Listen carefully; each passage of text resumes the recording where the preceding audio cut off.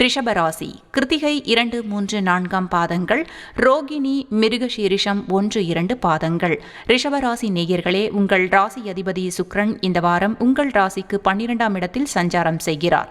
இந்த வாரம் சந்திரன் உங்கள் ராசிக்கு 4, 5, 6ஆம் இடத்தில் சஞ்சாரம் செய்கிறார். இந்த வாரம் உங்களுக்கு அற்புதமான வாரம். வீடு, வண்டி, வாகன யோகம் உண்டாகும். பணப்பற்றாக்குறை தீரும். பொருளாதார வளர்ச்சி உண்டாகும். கணவன் மனைவி ஒற்றுமை அதிகரிக்கும். சிலருக்கு தாய்வழி சொந்தங்களின் உதவிகள் கிடைக்கும். மனக்குழப்பங்கள் தீரும். கடன் தொல்லைகள் விலகும். புதிய முயற்சிகள் கைகூடும். குழந்தைகளால் மகிழ்ச்சி உண்டாகும். நீண்ட நாள் நினைத்த காரியம் ஒன்று சுபமாக முடியும். தொழிலில் நல்ல முன்னேற்றம் உண்டாகும். திருமண தடை நீங்கும்.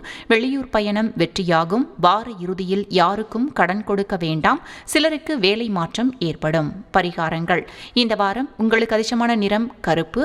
உங்களுக்கு அதிர்ஷ்டமான கிழமை புதன்.